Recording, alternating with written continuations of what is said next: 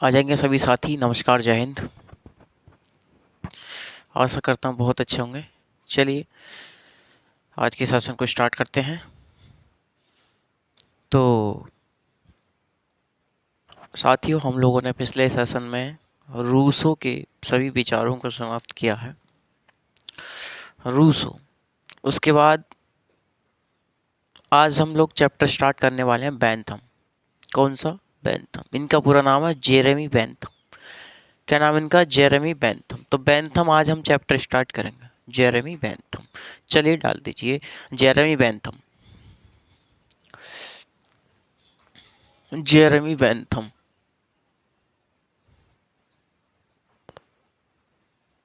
Jeremy Bentham 1748 से लेकर के 1832 ईस्वी तक इनका जीवन काल रहा साथियों। इनका जीवन काल कितने, कहाँ से कहाँ तक? 1748 से लेकर के 1832 ईस्वी तक इनका जीवन काल रहा।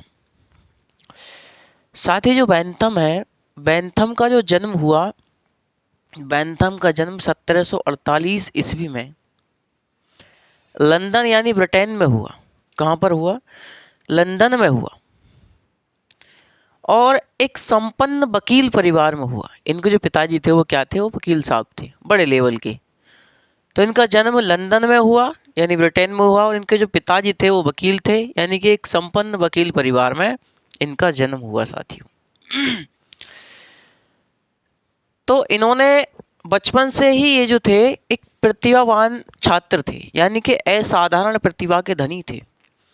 इन्होंने बचपन में ही लैटिन, फ्रेंच और ग्रीक जैसी भाषाओं का अध्ययन कर लिया था, यानी कि सीख ली थी इतनी भाषाएं इन्होंने। लैटिन, ग्रीक, फ्रेंच, इन सब भाषाएं, ये सब भाषाएं जो थीं, इन सब भाषाओं का अध्ययन इन्होंने बचपन में ही कर लिया था। किसने? बेंथम ने। तो ये असाधारणीय प्रतिभा के धनी थे, यानी कि बचपन से ही प्रतिभावान थे। इन्होंने अपनी स्नातक की पढ़ाई जो करी वो ऑक्सफोर्ड विश्वविद्यालय से करी। कहाँ से करी? ऑक्सफोर्ड विश्वविद्यालय से इन्होंने अपनी स्नातक की पढ़ाई करी। उसके पश्चात इन्होंने वकालत की भी पढ़ाई करी, मतलब लॉ। इन्होंने वकालत की भी पढ़ाई करी, यानी कि कानून की शिक्षा भी इन्होंने अर्जित करी। इसके बाद जब इनके पिताजी जो थे वो आप जानते हैं वकील थे, तो कानून की पढ़ाई करने के पश्चात बेंथम भी अपने पिता के साथ न्यायालय जाना शुरू हो गए थे। तो बेंथम ने भी कानून की पढ़ाई करने के पश्चात अपने पिता के साथ न्यायालय में जाना शुरू कर दिया था, क्योंकि वे पिता के बाद जो पैसा आता है वो अपने उनके लड़के पर ही आता है। तो वकालत का कुछ ऐसा ही पैसा होता है।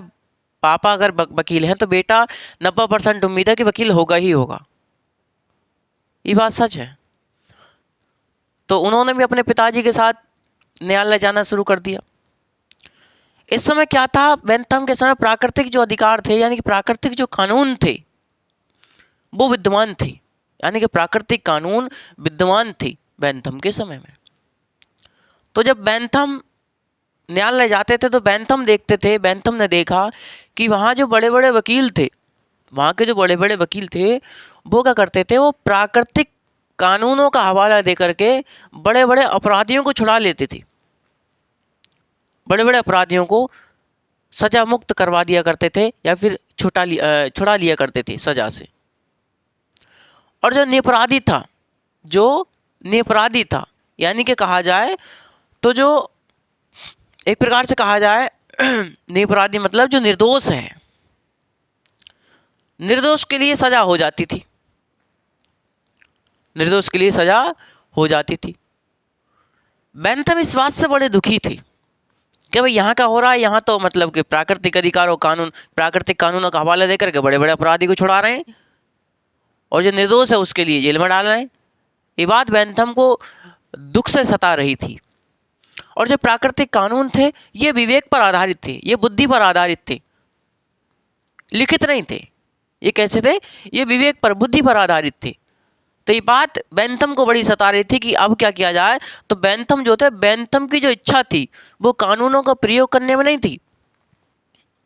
बेंथम की जो इच्छा थी वो कानून का प्रयोग करने में नहीं थी, बल्कि कानूनों में बदलाव करने, कानून में संशोधन करने में उनकी इच्छा थी।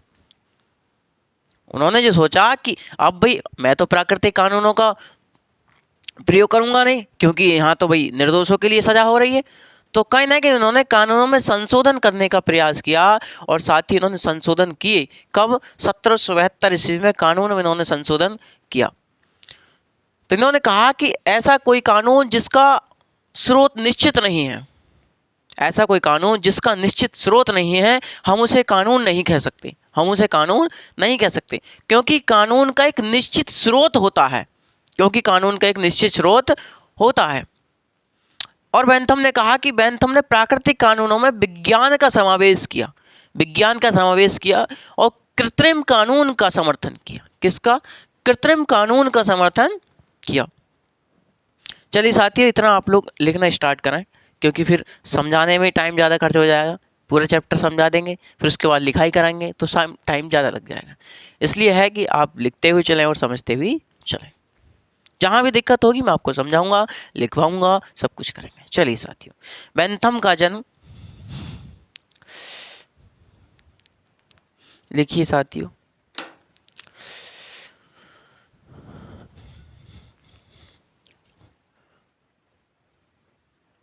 बेंथम का जन्म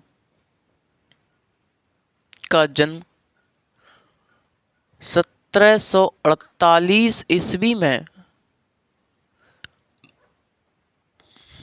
लंदन, यानी कि ब्रिटेन के एक संपन्न वकील परिवार में हुआ।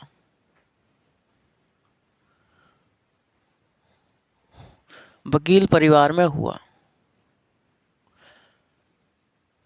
तो इनका जो जन्म हुआ वो लंदन के एक संपन्न वकील परिवार में हुआ। बेंथम बचपन से ही असाधारण प्रतिभा के धनी थे। लिखिए, बेंथम बेंथम बचपन से ही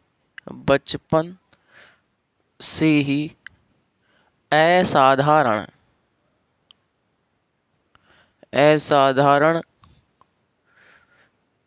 प्रतिभा के धनी थे। प्रतिभा के धनी थे। इन्होंने बचपन में ही फ्रेंच, लैटिन, ग्रीक जैसी भाषाएं सीख ली थी। जैसी भाषाएं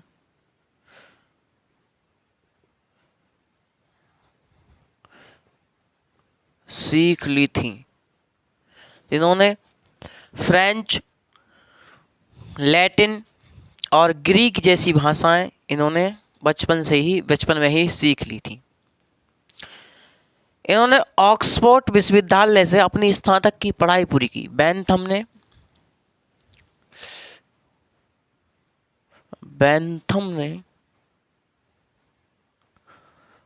ऑक्सफोर्ड विश्वविद्यालय से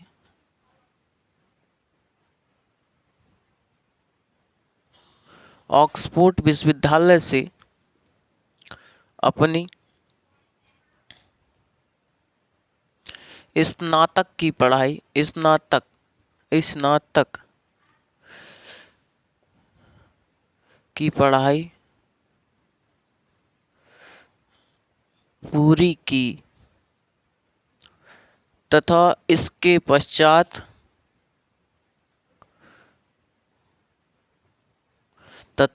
पश्चात इन्होंने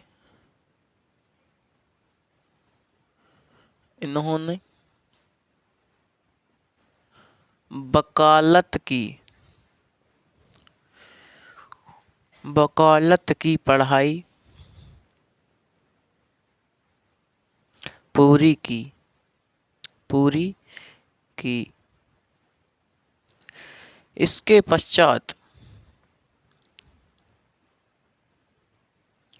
पश्चात बेंथम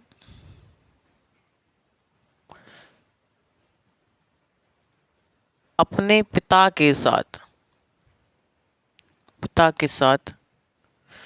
न्यायालय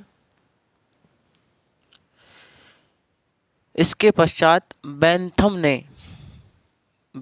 ने अपने पिता के साथ न्यायालय जाना शुरू कर दिया था। बेंथम ने न्यायालय में देखा कि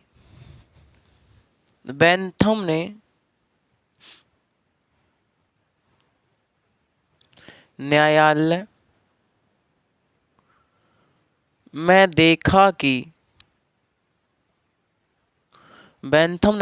देखा कि बड़े बड़े ये दो लिख रहा हूं तो इसका मतलब दो बार बड़े वकील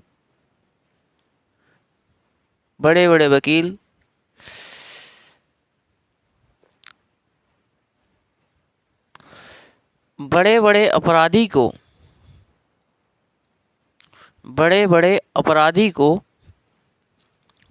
अपराधी को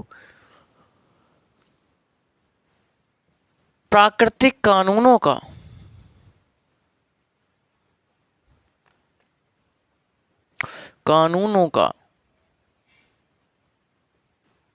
हवाला देकर छुड़वा लिया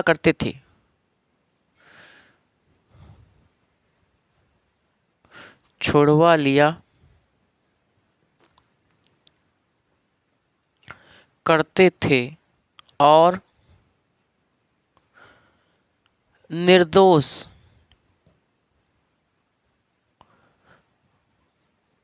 को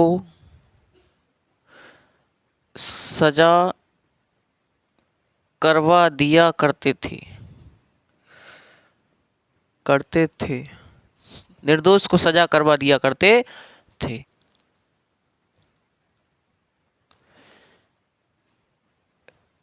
बेंथम के समय में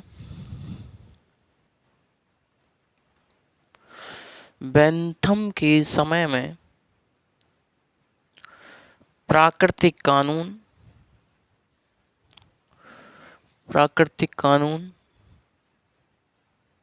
विद्वान थे।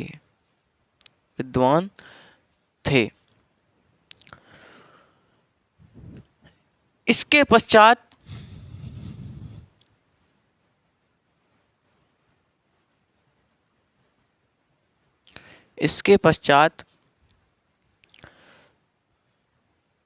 बेंथम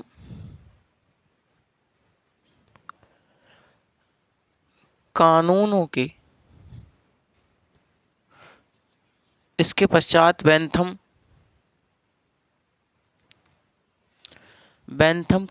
के प्रयोग में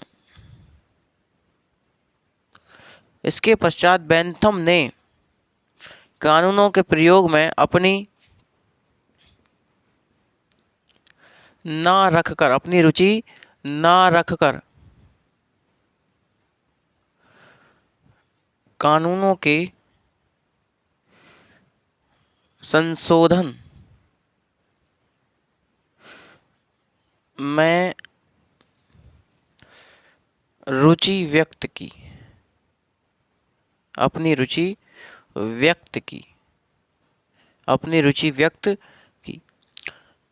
प्राकृतिक कानून विवेक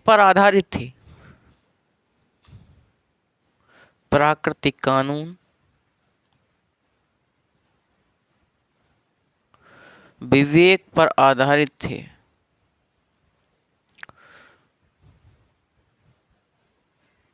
आधारित थे, विवेक पर आधारित थे।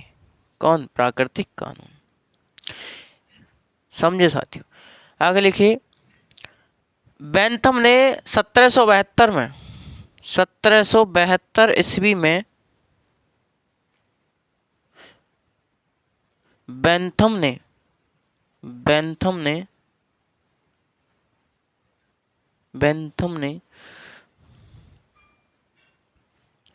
कानूनों में संशोधन किया।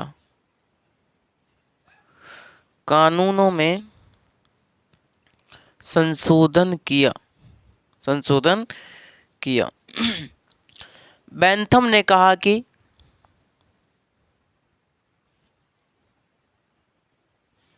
बेंथम ने क्या कहा साथियों? बेंथम कहते हैं कि ऐसे कानून जिसका कोई निश्चित स्रोत नहीं होता उसे हम कानून नहीं कह सकते। ऐसा कानून जिसका कोई निश्चित स्रोत नहीं हो सकता, हम ऐसे कानून को कानून नहीं मान सकते, हम उसे कानून के रूप में स्वीकार नहीं कर सकते, क्योंकि किसी भी कानून का एक निश्चित स्रोत होता है। लिखिए साथियों, संशोधन किया।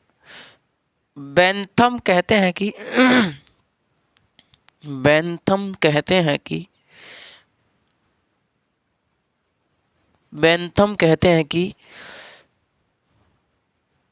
ऐसा कोई कानून जिसका निश्चित स्रोत नहीं होता,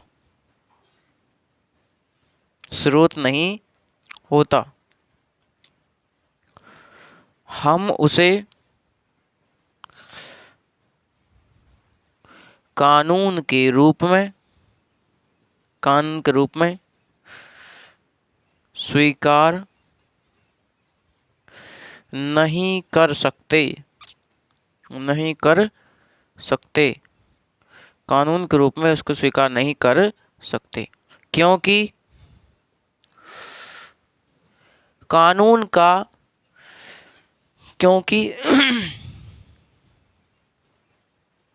किसी भी कानून का कोई एक निश्चित स्रोत होता है।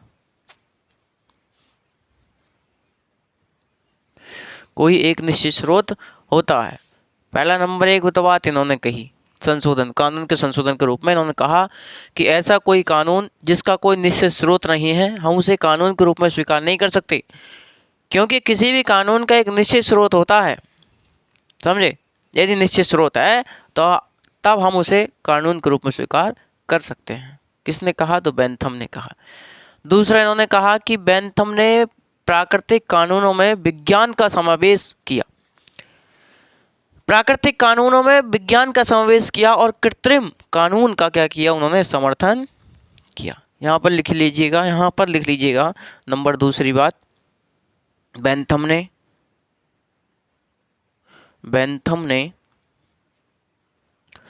प्राकृतिक कानूनों में विज्ञान का समावेश किया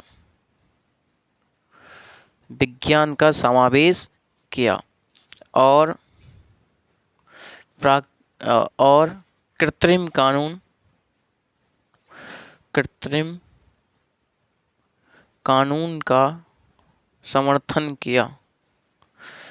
कृत्रिम कानून का समर्थन किया। तो प्राकृतिक कानून में उन्होंने विज्ञान का समावेश किया और कृत्रिम कानून में समर्थन उन्होंने दिया। प्राकृतिक कानून में उन्होंने विज्ञान का समावेश किया और कृत्रिम कानून में उन्होंने विश्वास व्यक्त किया। अर्थात कहा जाए तो जो हमारे बेंथम थे, बेंथम प्राकृतिक कानूनों को कानून नहीं मानते थे, क्योंकि उन्होंने कहा कि किसी भी कानून का कोई निश्चित स्रोत होता है। यदि किसी कानून का निश्चित स्रोत नहीं है तो हम उसे कानून के रूप में स्वीकार नहीं कर सकते। और दूसरा उन्होंने क्या कहा? वो जो थे वो कृत्रिम कानून में क्या करते थे, विश्वास व्यक्त करते थे, यानी कि कृत्रिम कानून का समर्थन वो करते थे। उन्होंने कहा कि प्राकृतिक कानूनों में यदि विज्ञान का समावेश कर दिया जाए तो कृत्रिम कानून बन सकते हैं। उन्होंने कहा कि विज्ञान, यानी कि कृत्रिम कानून में विज्ञान का समावेश उन्होंने किया और कृत्रिम कानून का उन्होंने समर्थन किया। साथियों इससे आगे अभी बताएंगे, जरा इसे लिखवा, आप स्क्रीनशॉट मान लीजिए, चाहे आप इसे लिख लीजिए। धीरे धीरे आप लिखते चलिए, साथ साथ लिखते चलें, क्योंकि इतना तेज स्पीड से नहीं लिखता हूँ। डिजिटल बोर्ड थोड़ा ही ना है, अरे डिजिटल बोर्ड थोड़ी ना है जो मैं लाऊं, मतलब PDF बना करके लाऊंगा और ऐसी बकवास करके चला जाऊंगा, नहीं। यहाँ पर हम भी अपना हुनर दिखा रहे हैं और आप भी अपना हुनर दिखा दीजिए साथियों पेपर में।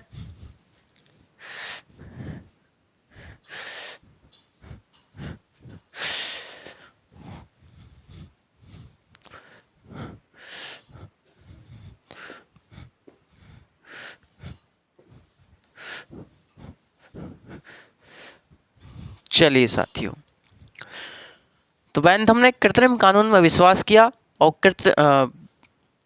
प्राकृतिक कानून को उन्होंने कानून नहीं माना। साथियों बेंथम से पूर्व प्राकृतिक कानून के जो सर्वश्रेष्ठ व्याख्याकार थे वो कौन थे, वो ब्लैक स्टोन कहलाए। कौन थे, वो ब्लैक स्टोन थे। बेंथम के पूर्व ब्लैक स्टोन क्या थे, प्राकृतिक कानूनों के सर्वश्रेष्ठ व्याख्याकार थे। बेंथम ने 1776 ईस्वी में अपनी एक पुस्तक लिखी, कौन सी, फ्रेगमेंट और गवर्नमेंट, फ्रेगमेंट ऑन गवर्नमेंट। उन्होंने अपनी पुस्तक लिखी कब, 1776 से, फ्रेगमेंट ऑन गवर्नमेंट, यानी कि शासन पर विचार, उन्होंने अपनी पुस्तक लिखी। इसी पुस्तक में उन्होंने प्राकृतिक कानूनों का खंडन किया, प्राकृतिक कानूनों का खंडन किया और ब्लैक स्टोन की आलोचनाएं करी, क्योंकि प्राकृतिक कानूनों के जो सर्वश्रेष्ठ व्याख्याकार थे तो वो ब्लैक स्टोन थे। इसलिए 1776 ईस्वी में जो उन्होंने अपनी पुस्तक लिखी, कौन सी, उन्होंने जो अपनी पुस्तक लिखी fragment on government, fragment on government, इसी पुस्तक में उन्होंने प्राकृतिक कानूनों का खंडन किया और जो ब्लैक स्टोन थे, ब्लैक स्टोन की भी आलोचना उन्होंने की और कृत्रिम कानून को उन्होंने सिद्ध किया, कृत्रिम कानून को उन्होंने सिद्ध किया कि कृत्रिम कानून होते हैं। 1776 ईस्वी में ही अमेरिकी क्रांति हुई, अमेरिकी क्रांति हुई और इसी समय एडम स्मिथ एक थे, एडम स्मिथ ने अपनी पुस्तक वेल्थ ऑफ नेशन लिखी। कौन सी पुस्तक लिखी, वेल्थ ऑफ नेशन लिखी। इसी वेल्थ ऑफ नेशन में उन्होंने आर्थिक क्षेत्र में हस्तक्षेप की नीति का समर्थन किया, हस्तक्षेप की नीति का समर्थन किया। किसने, एडम स्मिथ ने। बेंथम इस पुस्तक से काफी प्रभावित हुए, वेल्थ ऑफ नेशन पुस्तक जब उन्होंने पढ़ी तो इस पुस्तक से काफी प्रभावित हुए। बेंथम की जो विचारधारा थी वो समाज सुधारक थी। बेंथम की विचारधारा कैसी थी, तो समाज सुधारक बेंथम की कैसी थी, विचारधारा थी। एक क्वेश्चन पूछा जाता है कि निम्नलिखित में से किसको बेंथमवादी गवर्नर जनरल कहा जाता है, निम्नलिखित में से किसको बेंथमवादी गवर्नर जनरल कहा जाता है। तो साथियों सुनिए, एक व्यक्ति थे, कौन, Lord William Bentinck, William Bentinck, William Bentinck.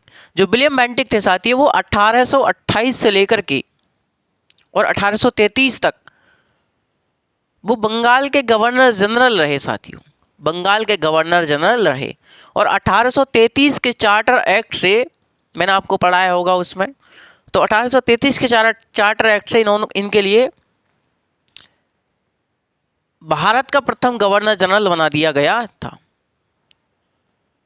Bharat का प्रथम गवर्नर जनरल किसे बना दिया गया था, तो विलियम बेंटिक को बना दिया गया था। 1833 से 1835 तक यह भारत के गवर्नर जनरल रहे और 1828 से 1833 तक यह बंगाल के गवर्नर जनरल रहे। तो विलियम बेंटिक को बंगाल का अंतिम गवर्नर जनरल भी कहा जाता है, बंगाल का अंतिम गवर्नर जनरल, क्योंकि प्रथम भारत के गवर्नर जनरल यही बनने 1833 में, इसलिए। और ये जब विलियम बेंटिक थे इनके लिए बेंथमवादी गवर्नर जनरल कहा जाता है।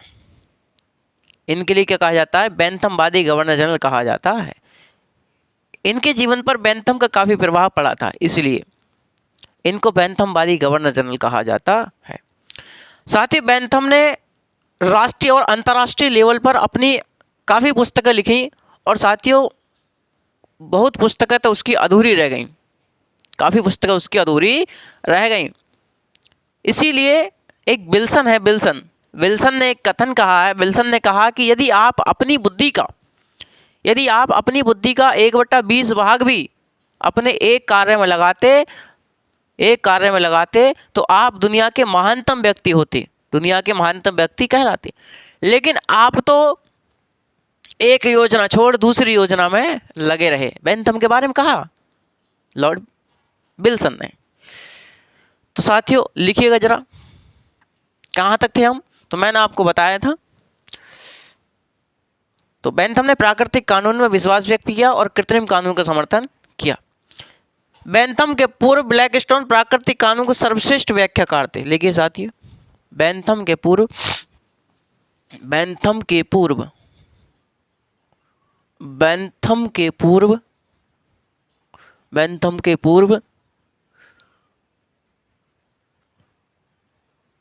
प्राकृतिक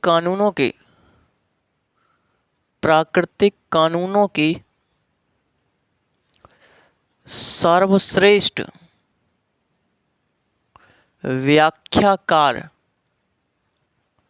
व्याख्याकार ब्लैकस्टोन थे। कौन थे? ब्लैकस्टोन थे। तो बेंथम के पूर्व प्राकृतिक कानूनों के सर्वश्रेष्ठ व्याख्याकार कौन थे? तो हमारे ब्लैकस्टोन थे। बेंथम ने 1776 ईस्वी में अपनी पुस्तक बेंथम ने 1776 ईस्वी में अपनी पुस्तक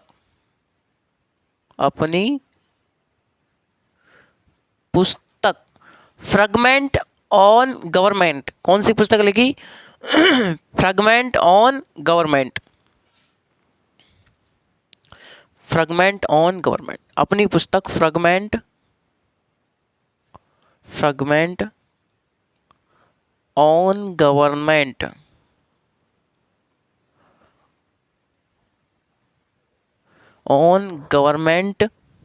लिखी। फ्रैगमेंट ऑन गवर्नमेंट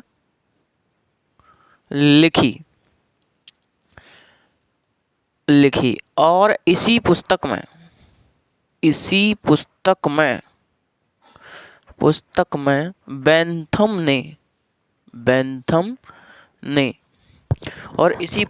बेंथम ने प्राकृतिक कानूनों का खंडन किया।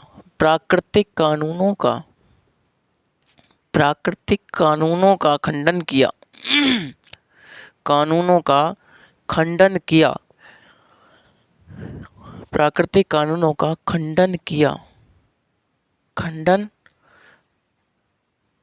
किया और ब्लैकस्टोन की आलोचना की। आलोचना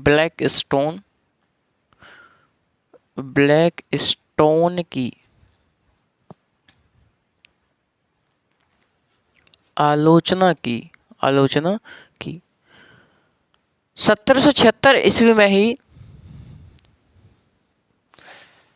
1776 ईस्वी में ही अमेरिकी क्रांति हुई।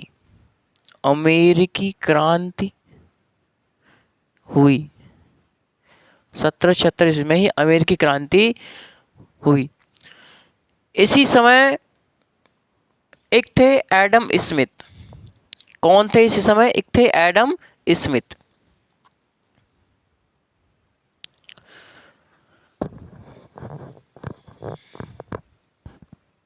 इसी समय एडम स्मिथ ने अपनी पुस्तक लिखी, यहाँ पर लिख दिया ना आपने, लिखी और इसी पुस्तक में बेंथम ने प्राकृतिक कानूनों का खंडन किया, ब्लैकस्टोन की आलोचना की और लिखिए, थोड़ा सा लिख लीजिए इसमें, और कृत्रिम कानून का समर्थन किया, कृत्रिम कानून का समर्थन किया, का समर्थन किया, कृत्रिम कानून का समर्थन किया। इसमें लिखिए 1776 ईस्वी में अमेरिकी क्रांति हुई, और इसमें लिखिए इसी समय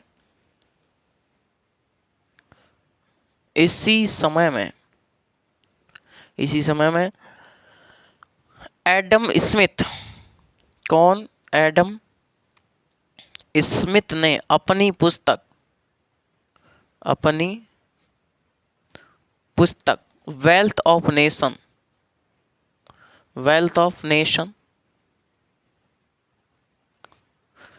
लिखी, वेल्थ ऑफ नेशन लिखी। कौन सी पुस्तक लिखी? वेल्थ ऑफ नेशन लिखी। इसी वेल्थ ऑफ नेशन में आर्थिक क्षेत्र में लिखी, इसी पुस्तक में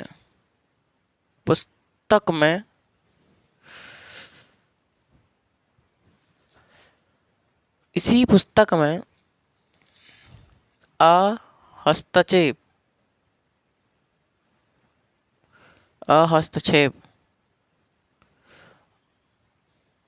आर्थिक क्षेत्र, हाँ लिखिए आर्थिक क्षेत्र में, इसी पुस्तक में आर्थिक क्षेत्र में हस्तक्षेप की नीति का समर्थन किया।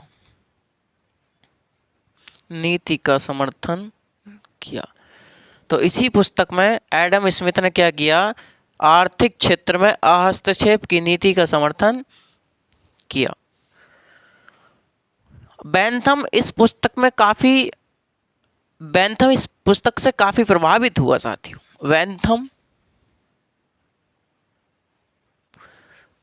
इस पुस्तक से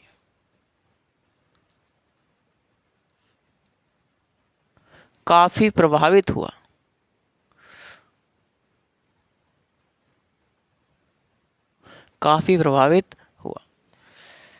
बेंथम की विचारधारा कैसी थी? तो बेंथम की विचारधारा समाज सुधारक थी साथी।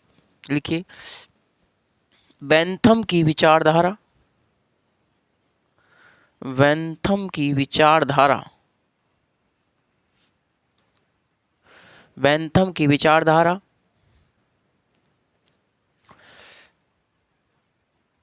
समाज सुधारक थी। एक पॉइंट बनाकर और लिखिएगा कि लॉर्ड विलियम बेंटिक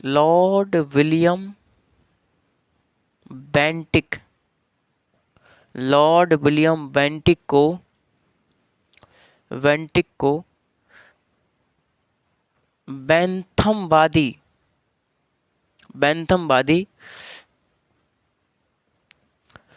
विचारक या फिर गवर्नर जनरल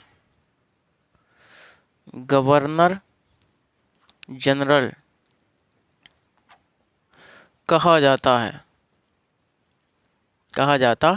है। ये जो विलियम बेंटिक थे, विलियम बेंटिक कैसे भैया? 1828 से लेकर के 1833 तक ये क्या रहे? ये बंगाल के गवर्नर जनरल रहे। कहाँ के? बंगाल के गवर्नर जनरल यह रहे, बंगाल के गवर्नर जनरल रहे। और 1833 से लेकर के 1835 तक ये क्या रहे? ये भारत के गवर्नर जनरल ये रहे। ठीक है, इतनी बात आप लोग ध्यान रखिएगा। ठीक है, तो विलियम बेंटिक को क्या कहा जाता है? बेंथमवादी गवर्नर जनरल या फिर बेंथमवादी विचारक कहा जाता है। साथ ही बेंथम ने राष्ट्रीय और अंतर्राष्ट्रीय लेवल पर काफी पुस्तकें लिखी। बेंथम ने राष्ट्रीय और अंतर्राष्ट्रीय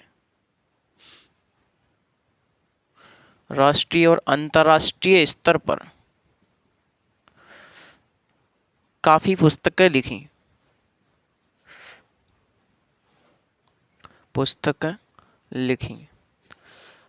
तथा बहुत सी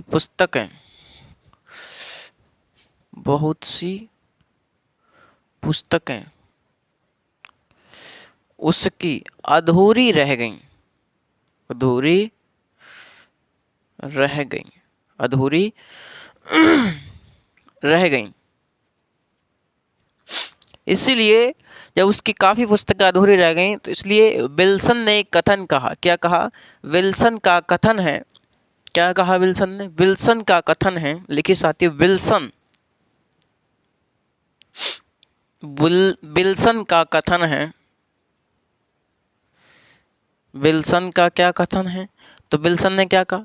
विल्सन ने कहा कि यदि आप अपनी बुद्धि का 1/20 भाग भी किसी एक कार्य को करने में लगाते तो आप दुनिया के महानतम व्यक्ति कहलाते। लिखिए साथियों, यदि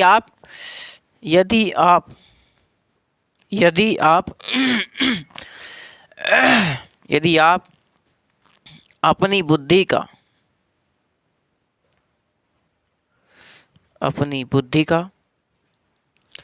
1/20 भाग भी 1/20 भाग भी किसी एक कार्य को करने में लगाते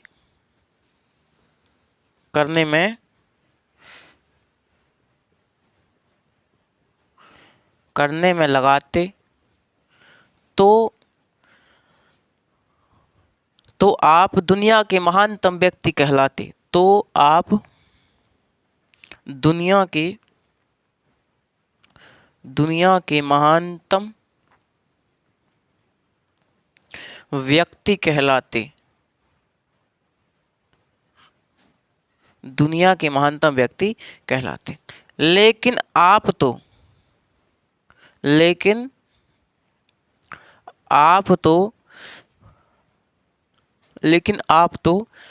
एक योजना छोड़ दूसरी योजना में लगे रहे। लेकिन आप तो एक योजना छोड़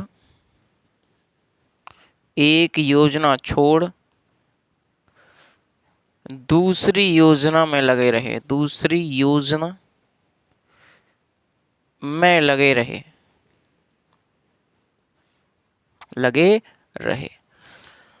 तो इसलिए विल्सन ने कहा कि यदि आप अपनी बुद्धि का 1/20 भाग भी अपने किसी एक कार्य में लगाते तो आप दुनिया के महानतम व्यक्ति कहलाते। लेकिन आप तो एक योजना छोड़ दूसरी योजना में लगे रहे। किसने कहा? तो विल्सन ने कहा बेंथम के बारे में।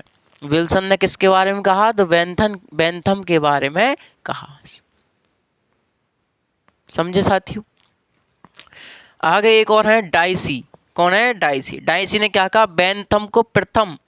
बेंथम को विधि का प्रथम प्रतिपादक कहा। बेंथम को विधि का प्रथम प्रतिपादक किसने कहा? तो डाइसी ने कहा। यहाँ लिख लीजिएगा, डाइसी का कथन है। यहाँ लिख लीजिए साथियों, अभी जगह है। डाइसी का कथन है। डाइसी का कथन है। डाइसी ने क्या कहा? बेंथम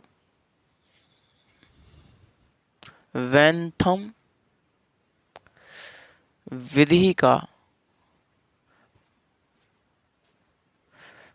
प्रथम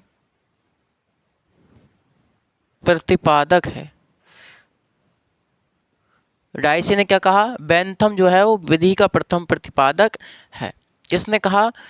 तो डाइसी ने कहा बेंथम के बारे में। एक है हेनरी मैन। और हेनरी मैन जो है वो मैंने आपको बताया है। क्या बताया मैंने हेनरी मैन के बारे में आपको? कि हेनरी मैन ऐसे विचारक थे जिनकी पहली बार दिमाग में विचार आया कि हाँ, संविधान सभा होनी चाहिए संविधान बनाने के लिए। समझे? तो संविधान सभा जब आपको पढ़ा रहा था उस समय मैंने आपको बताया होगा, जो मैं ROPPCS जो बैच था अपना उसमें पढ़ा रहा था। ठीक है साथियों, चलिए जो यानी कि हेनरी मैन ने क्या कहा? आज तक जितने भी कानून बने हैं, बेंथम के बारे में हेनरी मैन ने क्या कहा कि आज तक जितने भी कानून बने हैं बेंथम का सभी कानूनों पर प्रभाव दिखाई देता है। देखिए जरा इसे रफ कीजिए साथियों, क्योंकि जगह है नहीं अपने पास। तो हेनरी मैन ने क्या कहा कि आज तक जितने भी कानून बने सभी कानूनों पर बेंथम का प्रभाव दिखाई देता है। किसने कहा? तो हेनरी मैन ने कहा। किसके बारे में? बेंथम के बारे में साथियों।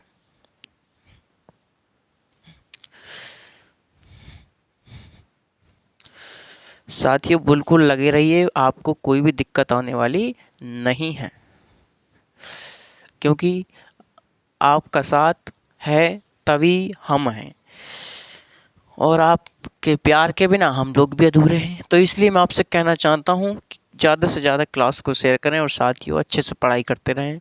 देखिए, अगर हमारे क्लास से, यदि हम तो ये कह रहे हैं, यदि हमारी क्लास से 2 या 4 लोगों का भी भला हो रहा है तो हम बहुत बड़े भाग्यवान हैं कि उनके सफलता में हम मार्गदर्शक बन पाए। तो चलिए साथियों, तो मैंने अगला कौन सा बताया? डाइची ने, मैंने आपको बता दिया, डाइची ने बेंथम को प्रथम विधि का प्रतिपादक कहा। दूसरा हेनरी मैन। हेनरी मैन क्या कहते हैं कि आज तक जितने भी कानून बने, लिखिए हेनरी मैन का कथन है, हेनरी मैन के अनुसार, हेनरी मैन के अनुसार, हेनरी मैन के अनुसार कि आज तक जितने भी कानून बने, जितने भी कानून बने, उन सभी कानूनों पर, उन सभी कानूनों पर बेंथम का प्रभाव, बेंथम का प्रभाव दिखाई देता है, बेंथम का प्रभाव दिखाई देता है। किसने कहा? तो हेनरी मैन ने कहा बेंथम के बारे में कि आज तक जितने भी कानून बने उन सभी पर बेंथम का प्रभाव दिखाई देता है। 19वीं शताब्दी में बेंथम ने उपयोगितावाद का व्यापक विश्लेषण किया। साथियों 19वीं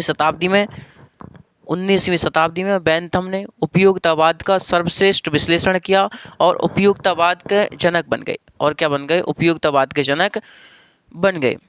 उपयोगितावाद का सिद्धांत ही होता है कि अधिकतम व्यक्तियों का अधिकतम सुख। उपयोगितावाद को अधिकतम व्यक्तियों के अधिकतम सुख का सिद्धांत भी कहा जाता है। किसको? उपयोगितावाद को।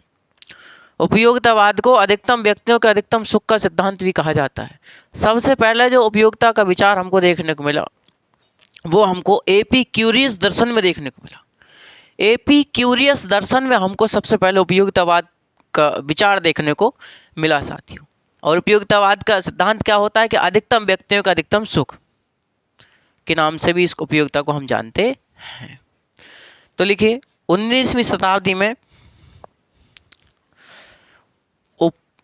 19वीं शताब्दी में 19वीं शताब्दी में बेंथम ने उपयोगितावाद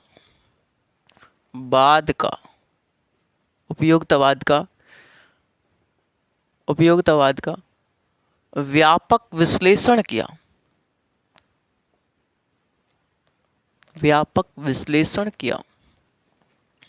और उपयोगितावाद के जनक बन गए। उपयोगितावाद के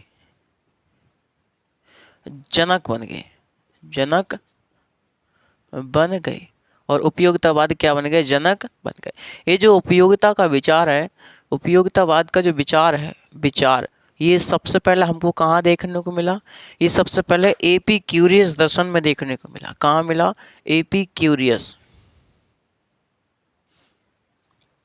एपी क्यूरियस दर्शन में इसको हमको देखने को यह मिलता है। कौन? उपयोगितावाद का विचार। और उपयोगितावाद का सिद्धांत, इसको उपयोगितावाद को दूसरे नाम से किससे जानते हैं? अधिकतम व्यक्तियों का अधिकतम सुख का सिद्धांत भी इसको हम कहते हैं साथियों। ये बात आपको समझ में आ गई? अरे आ गई ना आ गई? चलिए साथियों आ गई होगी, है ना। और ये जो थे, हमने आपको हॉब्स भी पढ़ाया है।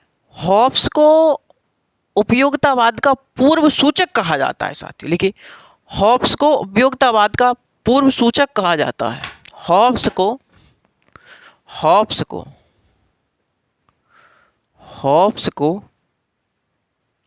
उपयोगितावाद का पूर्व सूचक कहा जाता है।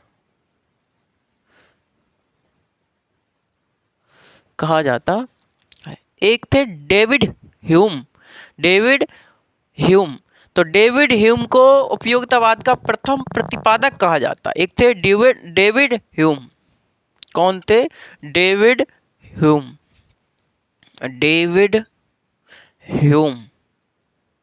डेविड ह्यूम को क्या कहा जाता है?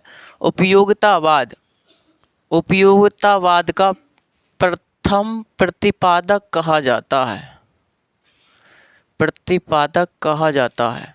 तो डेविड ह्यूम को क्या कहा जाता है? उपयोगितावाद का प्रथम प्रतिपादक कहा जाता है। एक व्यक्ति थे प्रिस्टले। कौन थे? एक व्यक्ति थे प्रिस्टले।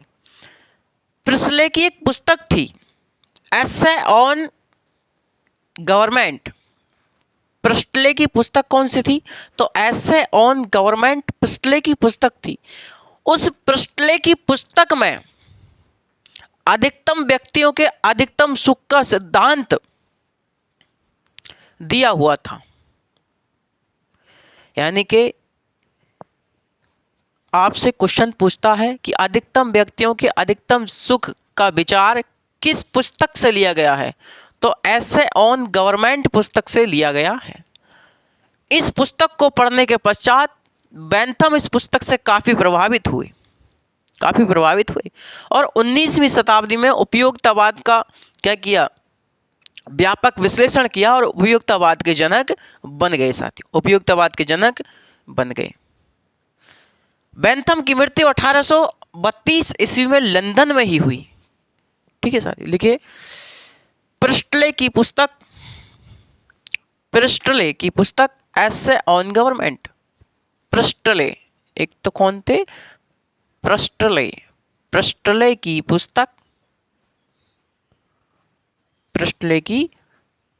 पुस्तक एसे ऑन गवर्नमेंट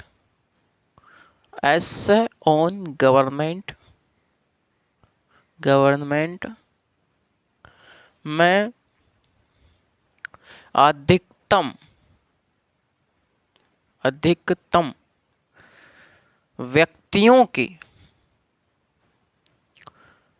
व्यक्तियों के अधिकतम सुख का विचार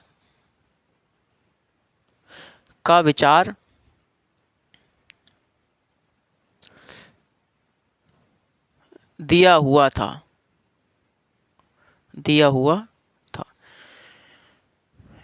बेंथम इस पुस्तक को पढ़कर बेंथम इस पुस्तक को पढ़कर बहुत प्रभावित हुए।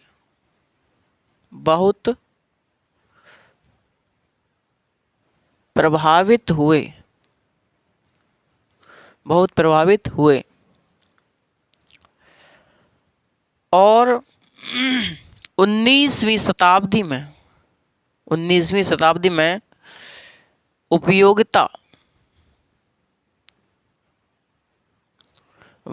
का व्यापक विश्लेषण किया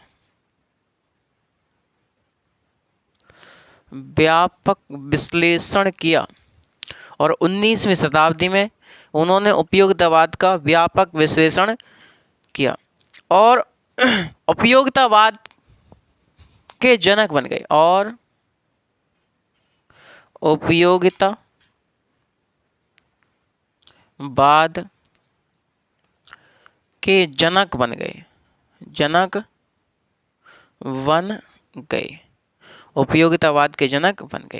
उपयोगितावाद का जो सिद्धांत होता है, उपयोगितावाद को हम दूसरा जो नाम होता है, जो सिद्धांत होता है इसका, ये कौन सा होता है? ये इसका सिद्धांत कौन सा होता है? तो अधिकतम व्यक्तियों के अधिकतम सुख का सिद्धांत भी इसे कहा जाता है। उपयोगितावाद को अधिकतम अधिकतम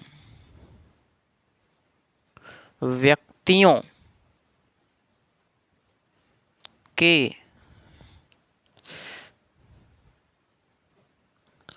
अधिकतम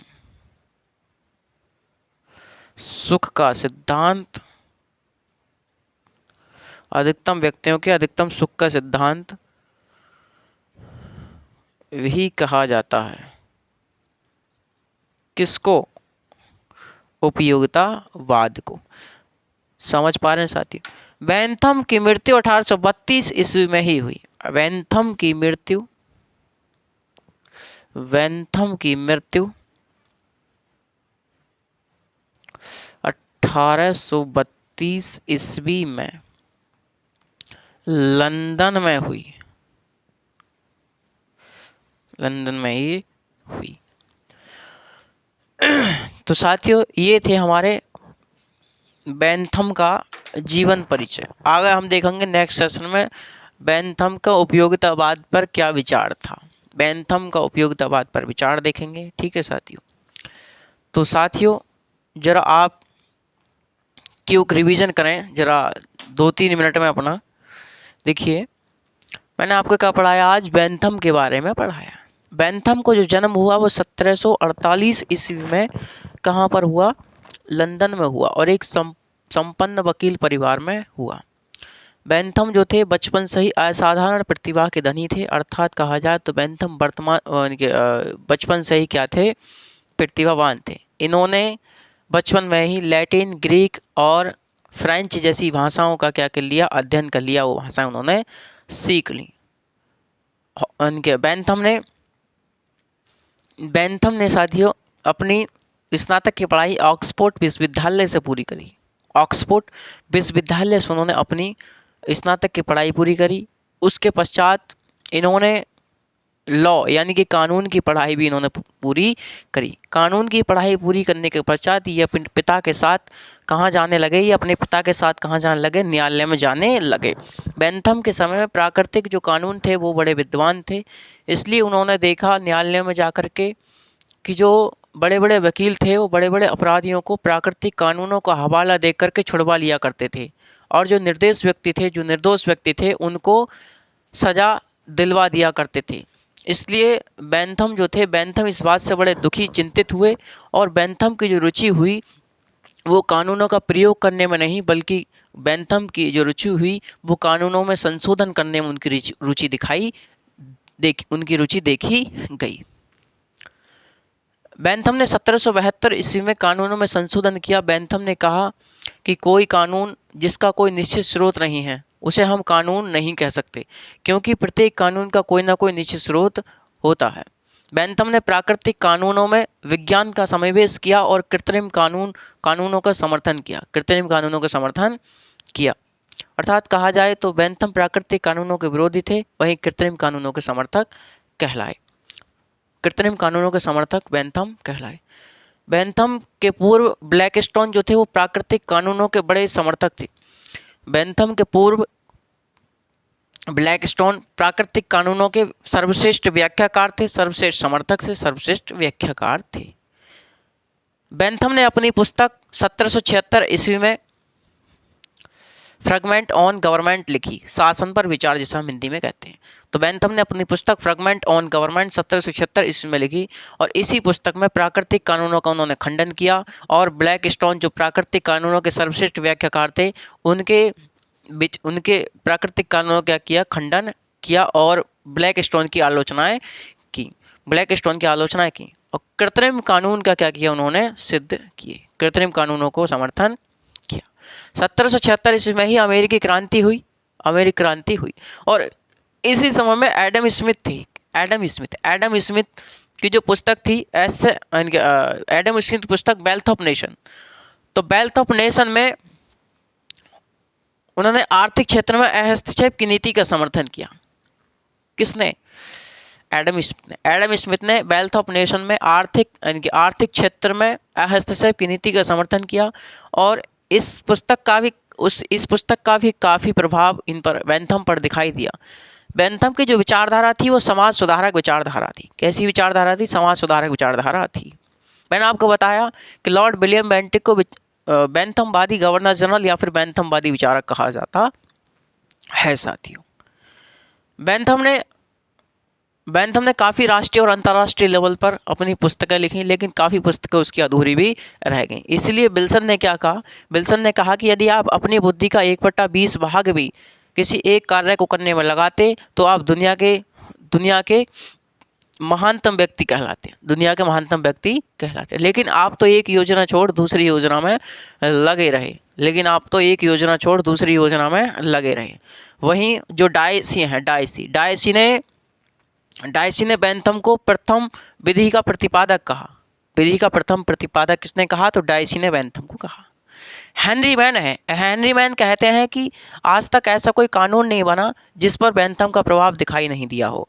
तो आज तक जितने भी कानून बने हैं उन सभी कानूनों पर बेंथम का प्रभाव दिखाई देता है। कौन कहते हैं, तो हेनरी मैन ने बेंथम के बारे में कहा। 19वीं शताब्दी में बेंथम ने उपयोगितावाद का व्यापक विश्लेषण किया और उपयोगितावाद के क्या बन गए, जनक बन गए साथी। और उपयोगितावाद को हम दूसरे नाम से कैसे जानते हैं, अधिकतम व्यक्तियों के अधिकतम सुख का सिद्धांत भी इसको हम कहते हैं। और बेंथम को सुखवादी विचारक भी कहा जाता है साथियों। बेंथम को कैसा विचारक कहा जाता है, सुखवादी विचारक भी कहा जाता है। और उपयोगितावाद का सबसे पहले जो विचार हमको देखने को मिला वो एपिक्यूरियस दर्शन में देखने को मिला। कौन से दर्शन में, एपिक्यूरियस दर्शन में सबसे पहले हमको किसका विचार देखने को मिलता है, तो उपयोगितावाद का विचार देखने को मिलता है। हॉब्स को उपयोगितावाद का पूर्व सूचक कहा जाता है। हॉब्स को क्या कहा जाता है, उपयोगितावाद का पूर्व सूचक कहा जाता है। डेविड ह्यूम को उपयोगितावाद का प्रथम प्रतिपादक कहा जाता है। डेविड ह्यूम को क्या कहा जाता है, उपयोगितावाद का प्रथम प्रतिपादक कहा जाता है। प्रिस्टले की पुस्तक है, प्रिस्टले की क्या पुस्तक है, एसे ऑन गवर्नमेंट। उसी पुस्तक में अधिकतम व्यक्तियों के अधिकतम सुख का सिद्धांत, अधिकतम व्यक्तियों का अधिकतम सुख का जो विचार था वो दिया हुआ था। और इसी पुस्तक को पढ़ने के पश्चात बेंथम इससे काफ़ी प्रभावित हुए और 19वीं शताब्दी में इन्होंने उपयोगितावाद का काफ़ी व्यापक विश्लेषण किया और ये क्या बन गए, उपयोगितावाद के जनक बन गए। बेंथम की मृत्यु 1832 ईस्वी में ही लंदन में ही हुई। तो आज का जो अपने विचार रहे वो साथियों किस पर, बेंथम का जो हमने जीवन परिचय देखा। कल हम देखेंगे बेंथम का उपयोगितावाद पर विचार। चलिए साथियों, जब तक के लिए मैं आपसे विदा चाहता हूँ, बने रहिए हमारे साथ। नमस्कार, जय हिंद।